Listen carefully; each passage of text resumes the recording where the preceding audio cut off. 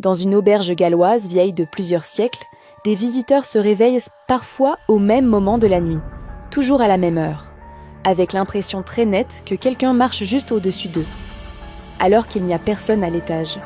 Pays de Galles, petit village de l'Enviingle-Crucornay. Au pied des montagnes galloises se trouve The Skirrid Inn, une auberge considérée comme l'une des plus anciennes de Grande-Bretagne. Le bâtiment daterait en partie du XIIe siècle. Pendant des siècles, il sert d'auberge, de relais pour voyageurs, mais aussi de tribunal improvisé. Et selon plusieurs archives locales, des condamnations à mort auraient été prononcées directement dans le bâtiment. Certaines exécutions auraient même eu lieu à l'intérieur. Le plafond principal possède encore aujourd'hui une grosse poutre de bois ancienne. Et selon les récits locaux, des condamnés y auraient été pendus. Depuis des décennies, le lieu accumule les témoignages étranges. Toujours les mêmes pièces, toujours les mêmes phénomènes. Une équipe documentaire décide de passer plusieurs nuits dans l'auberge. Dès leur arrivée, un détail intrigue les enquêteurs. L'atmosphère du bâtiment semble lourde, pas oppressante immédiatement, mais chargée, comme si certaines pièces retenaient de quelque chose.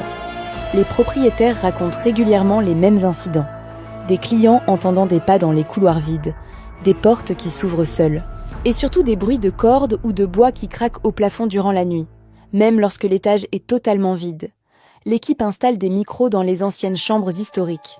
Et les premiers phénomènes commencent rapidement.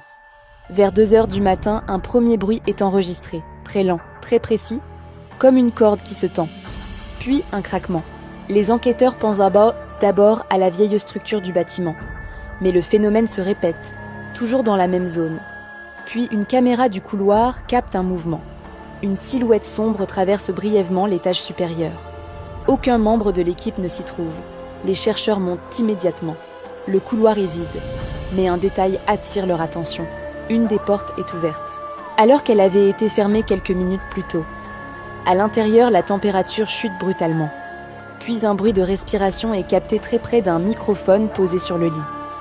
Les phénomènes deviennent plus physiques au fil de la nuit. Des objets changent légèrement de place. Une chaise bouge seule dans une salle vide. Puis les bruits au plafond reprennent, plus lourds cette fois, comme des déplacements lents.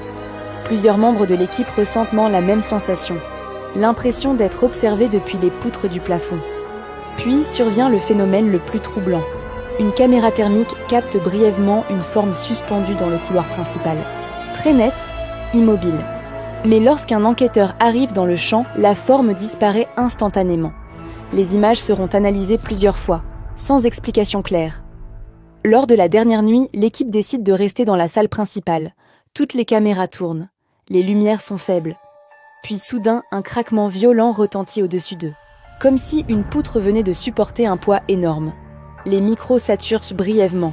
Et au même moment, une silhouette apparaît au bout du couloir principal. Très sombre, immobile. Elle semble légèrement suspendue. Personne n'ose bouger. Puis la silhouette tourne lentement la tête vers la caméra. Et toutes les lumières s'éteignent immédiatement.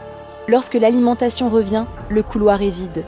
Mais un détail apparaît sur l'enregistrement audio. Un bruit régulier comme une corde qui balance.